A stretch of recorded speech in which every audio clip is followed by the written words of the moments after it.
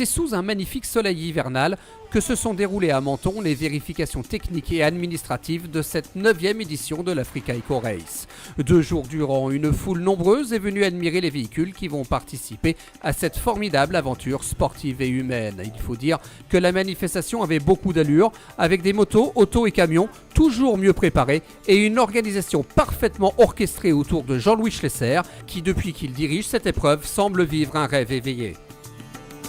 C'est la première fois qu'on parle de ça, mais c'est complètement vrai. Je rêvais que l'Africa Race grossisse et tout doucement ça grossit et là vraiment on a une belle épreuve. On a beaucoup de chance aujourd'hui, le soleil est au rendez-vous et je crois qu'on a passé des bonnes vérifications, il y a du monde, il y a une bonne ambiance, voilà. Cette année, le plateau n'a jamais été aussi dense au niveau de la quantité, mais surtout en termes de qualité, avec une majorité de buggy toujours plus spectaculaires qui auront fort à faire face à quelques 4 roues motrices ultra performants. En l'absence du Kazakh Shagirov, vainqueur l'an dernier, on surveillera donc cette année le Russe Vladimir Vassiliev. Ce sera une première pour lui, mais aussi pour sa Mini.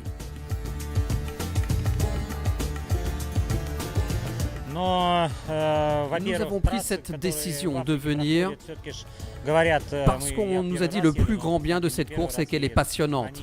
C'est un rallye qu'on aime bien. Ces dernières années sur le Dakar, c'était vraiment une course style WRC et cela ne nous convenait pas, ce n'était pas intéressant. C'est pour cette raison que nous avons décidé de venir sur l'Africa Race. Vassiliev favori, mais attention à la concurrence, car elle sera de taille avec une meute de buggy emmenée par Pascal Thomas et Mathieu Serradori, mais aussi Thierry Magnaldi. La voiture, on connaît un peu déjà ses capacités puisqu'elle avait roulé aux mains de Carlos Sainz à l'époque sur un Dakar. Donc c'est une voiture très fiable, très performante, avec un moteur V8 que je connais très bien parce que c'est les mêmes moteurs qu'on utilisait déjà à l'époque sur les buggy de Jean-Louis Schlesser. Donc c'est une voiture qui est très compétitive et j'espère qu'on va lui faire honneur et qu'on va pouvoir rivaliser avec les voitures de devant. On n'oubliera pas évidemment les monstres du désert. Ces camions imposants et impressionnants et notamment les 2 Kamaz de Karginov et Kuprianov qui font office de véritables favoris. Cependant en Afrique, rien n'est jamais gagné. Les Russes devront se méfier de Tomasz Tomacek et Miklos Kovacs ou encore de la Portugaise Elisabeth Jacinto avec son MAN qui compte 230 chevaux de plus que l'an dernier. Oui, je crois que ça va m'aider à progresser un petit peu mieux sur les sables mous et aussi pour monter les dunes. L'année dernière, j'ai eu un grand souci pour monter en haut d'une dune qu'il fallu passer. Mais je crois que cette année va être un petit peu plus facile pour moi parce que le camion, c'est un camion lourd et il avait besoin d'un petit peu plus de puissance. Les motards ont également reçu des encouragements bien mérités. Parmi eux, évidemment, le double tenant du titre, le Norvégien Palander Solvalseter au guidon de sa KTM qui a décidé de repousser sa retraite sportive. Mais lui, il vient surtout pour le plaisir et du plaisir, il y en avait sur le visage d'Arité Gabari, car le Marocain est de retour sur l'Africa Eco Race. Cette année, comme j'ai récupéré la moto en France, je me suis dit, allez, je pars de Monaco, comme ça je me mets dans le bain dès le début. C'est important de se mettre dans le bain, parce que la dernière fois je suis parti du Maroc, ça m'a fait un peu...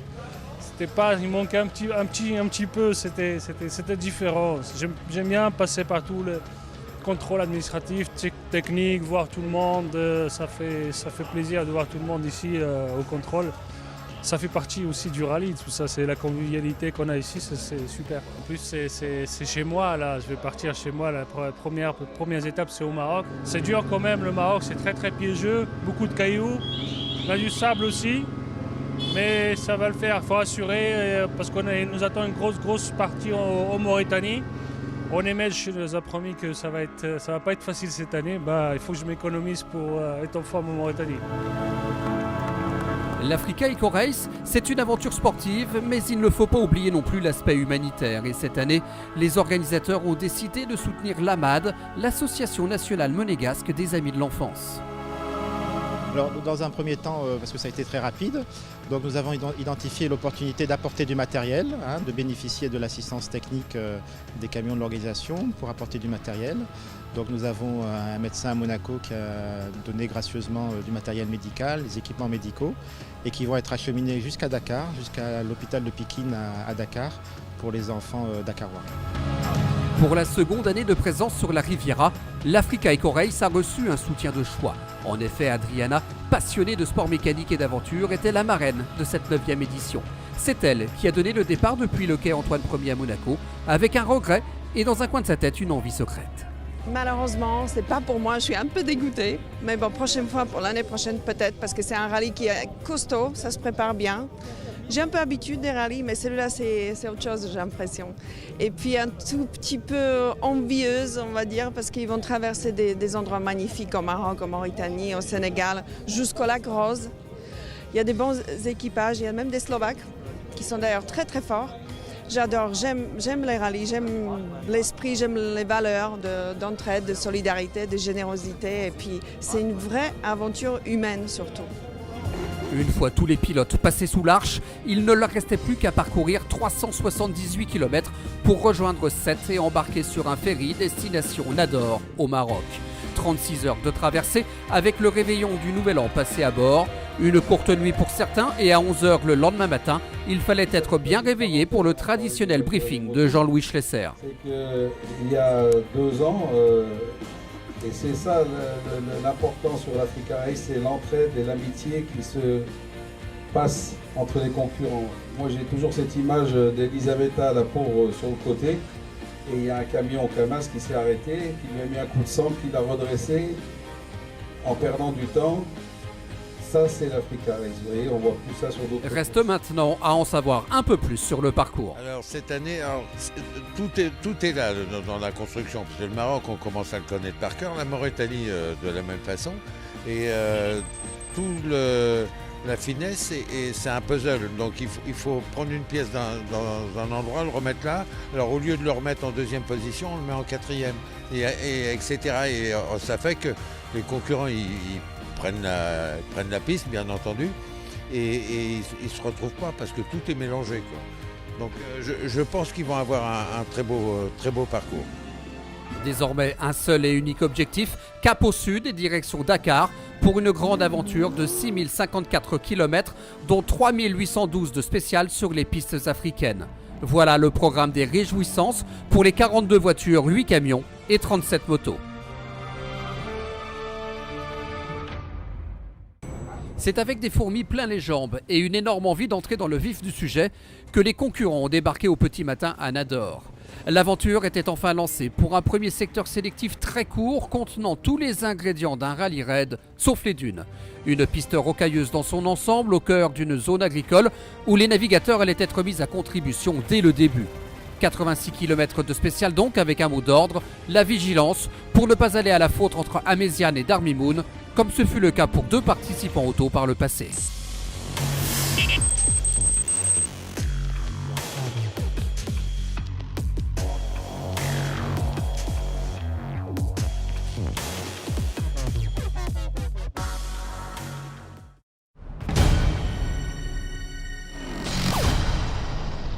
On était curieux de retrouver Palander Solvalsetter qui n'avait plus piloté sa KTM depuis 1 an. En manque de rythme, il s'est montré prudent ce premier jour pour assurer l'essentiel et promettre une montée en puissance jusqu'au lac Rose. Il boucle cette journée en 3e position, 2 minutes derrière Paolo Cecchi qui a impressionné le Norvégien. Après avoir doublé le Valsetter au kilomètre 20, Cecchi va ensuite rouler avec ce dernier jusqu'à l'arrivée, pensant bien avoir remporté cette première spéciale. Mais c'était sans compter sur un jeune surdoué de 18 ans. Gabe Sella dispute son premier grand rallye raid, où le Valsetter l'avait prédit, c'est un véritable espoir, il faudra s'en méfier. D'entrée, l'Israélien a frappé un grand coup en signant le scratch. C'est incroyable, c'était une magnifique étape, la piste était parfaite, les paysages magnifiques avec des montagnes partout. Il ne faisait quand même pas très chaud, au début j'avais un peu froid, à la fin j'étais gelé, mais c'était vraiment super. Le classement de cette première spéciale est également le général. Sella est leader avec 16 secondes d'avance sur Cecchi et 2 minutes 15 sur Valsetter. Maskimov sur le seul quad de l'épreuve est 6e.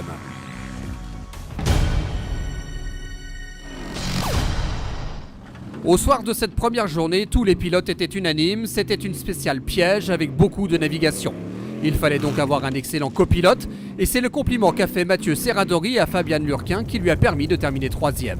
Juste derrière Thierry Magnaldi qui fut lui aussi par le passé un exceptionnel copilote Ici, il conduit un buggy qui potentiellement peut gagner et qui l'a emmené aujourd'hui à la 2e place. Car comme on pouvait s'y attendre, malgré une crevaison à 10 km de l'arrivée, c'est Vassiliev qui a franchi la ligne en premier. On s'est bien amusé, cela faisait 2-3 mois que je n'avais pas roulé. C'est un vrai plaisir d'être au volant de cette Mini. On a tenu un bon rythme tout en restant prudent. Un coup d'œil également sur les camions et ces mastodontes d'acier. Le Tatra de Valtre a avalé ses pistes marocaines avec une facilité déconcertante et finit ainsi 2e. Derrière le Kamaz de Karginov, le vainqueur du Dakar en 2014 est un des meilleurs pilotes de l'écurie russe. Il l'a prouvé aujourd'hui en s'imposant en camion pour se classer au général en 4e position du classement combiné auto-camion. On notera la 5e place du jour et donc comme en moto au général de Dominique Ouzio. Vainqueur de l'Africa Eco Race il y a 2 ans, Jean-Antoine Sabatier.